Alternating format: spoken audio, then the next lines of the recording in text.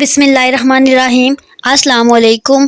मैं हूं इकरा अज़हर और आप देख रहे हैं मेरा YouTube channel math zone for you. सबसे पहले चैनल को सब्सक्राइब करें, बेल आइकन को प्रेस करें ताकि आपको आने वाली हर वीडियो का नोटिफिकेशन मिल जाए। आज की वीडियो में मैं आपको लेक्चर नंबर 6 करवाऊंगी और लेक्चर नंबर 5 हमने यहाँ पे फिनिश किया था।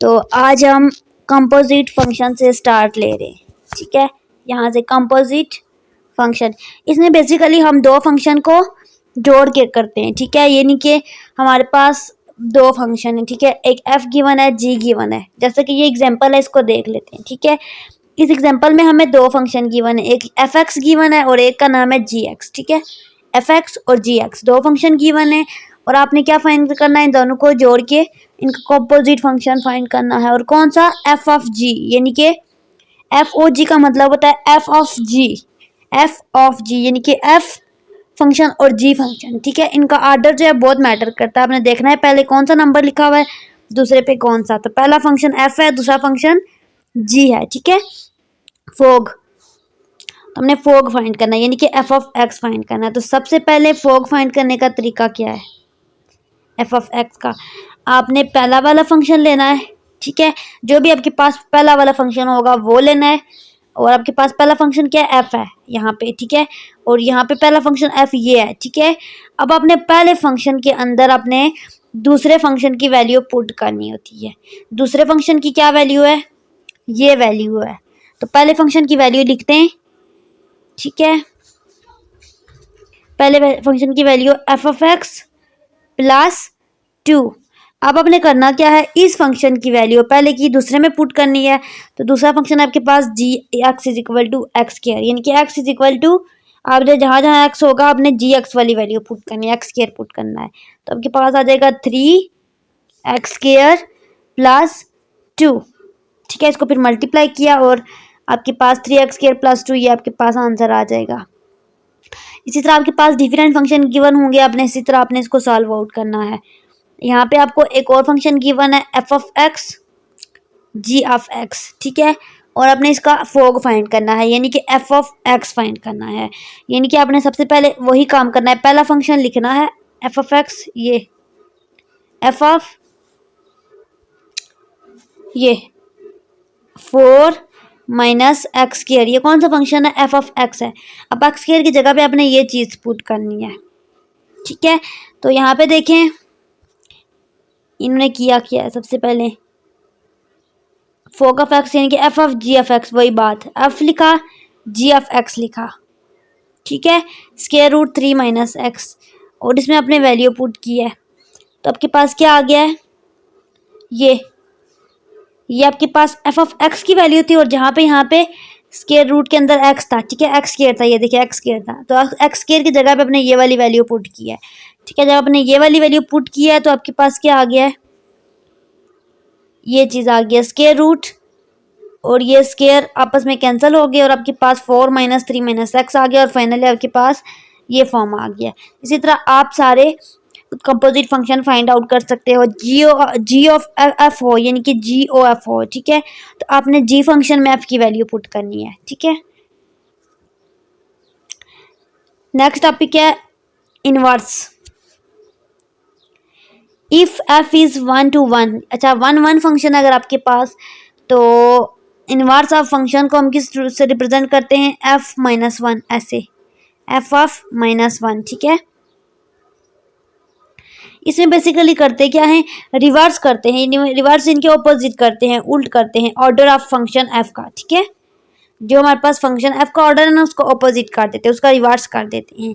जैसे कि हमारे पास f of a is equal to b है, तो हमारे पास एफ इनवर्स ऑफ, जब आप इसका इनवर्स निकालोगे तो क्या होगा, ठीक है, एफ इसी तरह रहेगा, ए था ना तो ए के इक्वल की साइड पे जो वैल्यू होगी वो यहाँ पे लिख देंगे और यहाँ पे ए लिख देंगे। जब ऑर्डर रिवर्स हो रहे हैं तो आपके पास इनवर्स हो रहा है तो आपने यहाँ पे 1 लिखना है यानी कि इनवर्स है। ठीक है,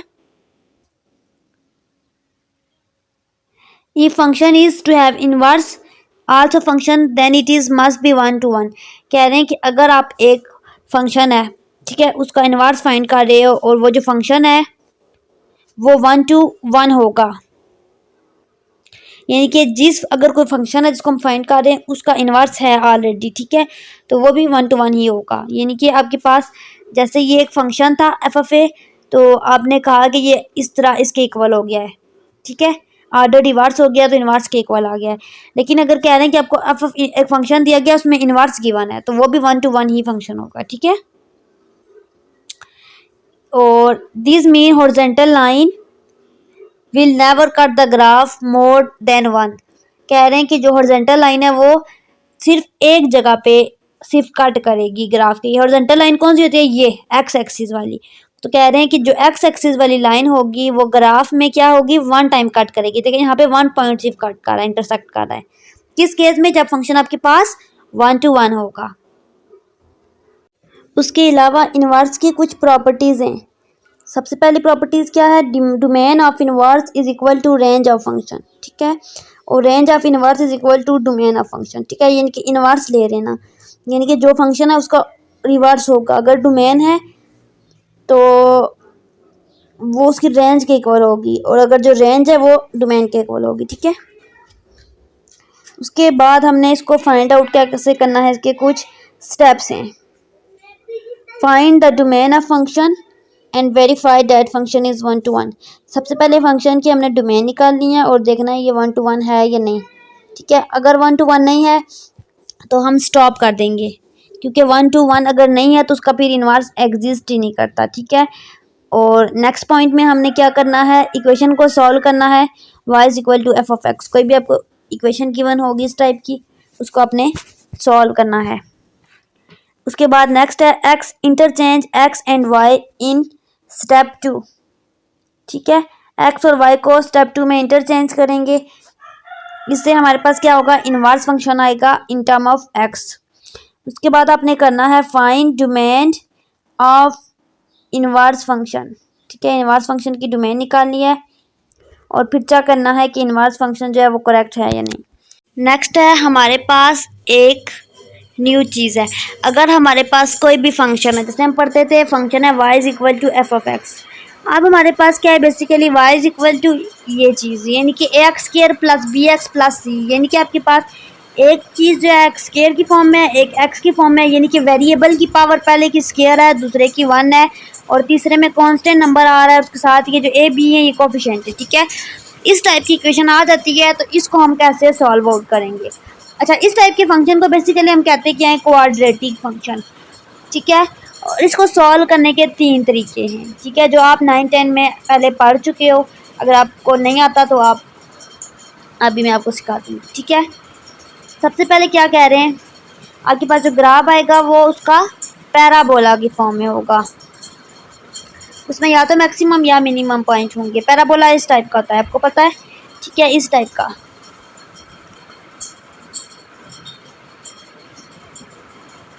अच्छा, कह रहे हैं कि हमारे पास ग्राफ कैसे आएगा, ये कुछ प्रॉपर्टीज़ बता रहे हैं कि जब हमारे पास ये जो आपके पास ए है, पहला वाला वेरिएबल है, ठीक है, सॉरी एक्स स्क्वायर वेरिएबल है, ठीक है, पहला वेरिएबल एक्स स्क्वायर है, उसके साथ जो आपके साथ वेरिएबल के साथ कोई भी गिनती का नंबर होता है उसको हम कहते हैं कोफिशिएंट। जैसे 2x स्क्वायर है तो इसको हम कहेंगे कोफिशिएंट 2 को, और एक्स स्क्वायर को हम कहते हैं वेरिएबल।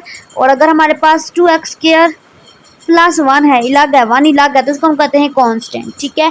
तो कह रहे हैं कि अगर आपके पास कोफिशिएंट ए जो है, इनकी ये जो है पहला, ये आपके पास पॉजिटिव है इक्वेशन में, आप क्वेश्चन की इक्वेशन देखोगे, ठीक है, तो आपके पास ग्राफ किस टाइप का होगा, कनकेव्स होगा, डाउनवर्ड, इनके डाउनवर्ड नीचे ये ग्राफ होता है, इनकी इस साइड पे बनेगा। और जब आपके पास ए नेगेटिव होगा तो आपके पास ग्राफ जो है ना, यहाँ पे ऊपर सेकंड क्वाड्रेंट, इधर ऊपर बनेगा सेकंड थर्ड क्वाड्रेंट में।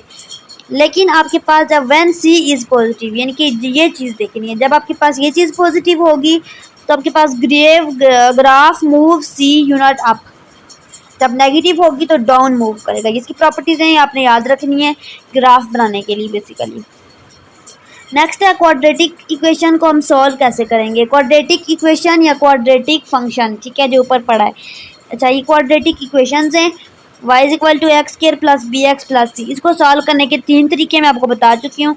तो आज की वीडियो में मैं आपको पहला मेथड करवाऊँगी, दूसरे मेथड में आपको 2 जो है वो नेक्स्ट लेक्चर में करवाऊँगी।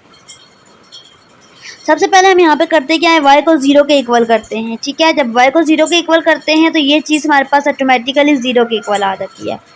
ax² plus b of x plus c is equal to 0 आ जाता है। ठीक है, और हमारे पास इसके दो सोल्यूशन होते हैं। ये क्या है, ग्राफिंग मेथड है। सबसे पहले ये ग्राफिंग मेथड भी देख लेते हैं, इसी से रिलेटेड है। इसमें साइंटिफिक कैलकुलेटर यूज़ होता है, इसको हम कैलकुलेटर में करते हैं साइंटिफिक में। ठीक है,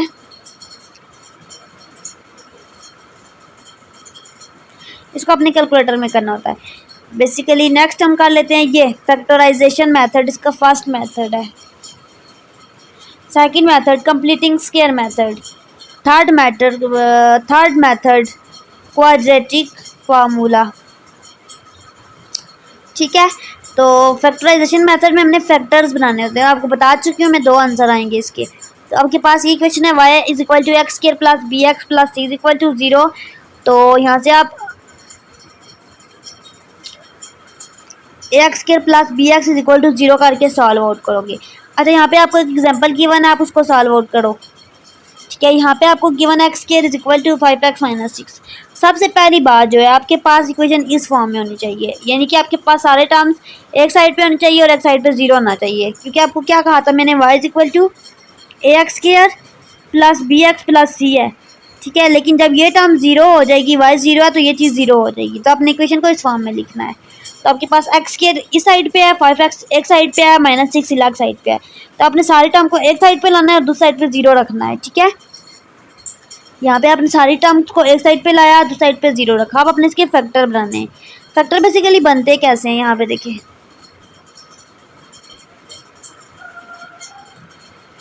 यहाँ पे